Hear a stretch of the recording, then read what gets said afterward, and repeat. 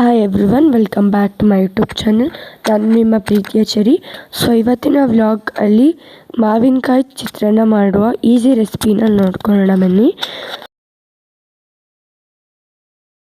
So ಈ recipe ಮಾಡೋ ವಿಧಾನ ನೋಡೋಣ ಬನ್ನಿ.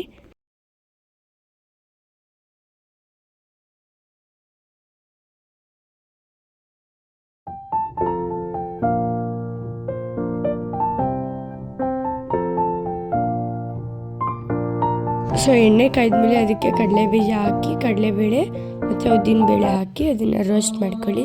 ಅದು ರೋಸ್ಟ್ ಆದಮೇಲೆ ಅದಕ್ಕೆ ಸಾಸಿವೆ ಮತ್ತು ಜೀರಿಗೆ ಹಾಕಿ ಒಂದ್ಸರಿ ಕೈ ಆಡಿ, ಆಮೇಲೆ ಮತ್ತೆ ಅದಕ್ಕೆ ಬೆಳ್ಳುಳ್ಳಿ ಮತ್ತು ಕರ್ಬೇವಿನ ಸೊಪ್ಪು ಹಾಕಿ ಇನ್ನೊಂದ್ಸರಿ ಕೈ ಆಡ್ಕೊಂಡು ಅದು ಬ್ರೌನಿಷ್ ಆಗೋ ತನಕ ಹುರಿದು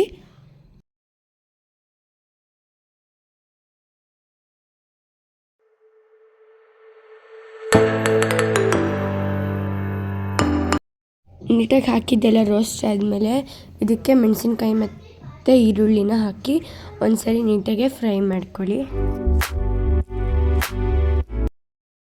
ಸೊ ಅದಾದಮೇಲೆ ಟೇಸ್ಟಿಗೆ ಉಪ್ಪು ಹಾಕ್ಕೊಂಡು ಎಷ್ಟು ಬೇಕಷ್ಟು ಹಾಕ್ಕೊಂಡಿರಿ. ಆಮೇಲೆ ಅದನ್ನೊಂದ್ಸರಿ ಫ್ರೈ ಮಾಡ್ಕೊಂಡು ಸೊ ಮಸಾಲೆ ಐಟಮ್ಸ್ ಎಲ್ಲ ಹಾಕ್ಕೊಂಡ್ಮೇಲೆ ಅದನ್ನೊಂದ್ಸರಿ ಮಿಕ್ಸ್ ಮಾಡ್ಕೊಳ್ಳಿ.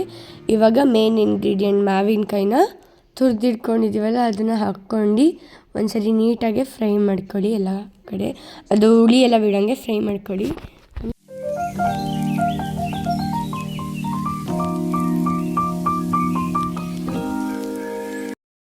ಸೊ ಎಲ್ಲ ಮಸಾಲ ಹಾಕಿದ್ಮೇಲೆ ಲಾಸ್ಟಿಗೆ ಕಾಯಿ ಮತ್ತು ಕೊತ್ತಂಬರಿ ಸೊಪ್ಪನ್ನ ಹಾಕಿ ಅದಕ್ಕೆ ಟೇಸ್ಟಿಗೆ ಸ್ವಲ್ಪ ಧನಿಯಾ ಪುಡಿ ಹಾಕಿ ನೀಟಾಗಿ ಮಿಕ್ಸ್ ಮಾಡ್ಕೊಳ್ಳಿ. ನೀಟಾಗಿ ಮಿಕ್ಸ್ ಮಾಡ್ಕೊಂಡಾದ್ಮೇಲೆ ಒಂದ್ಸರಿ ಅದನ್ನು ಮುಚ್ಚಿ. ಸೊ ಫೈನಲಿ ರುಚಿಯಾದ ಮಾವಿನಕಾಯಿ ಗೊಜ್ಜು ರೆಡಿಯಾಗಿದೆ. Thanks for watching. ಬಾಯ್.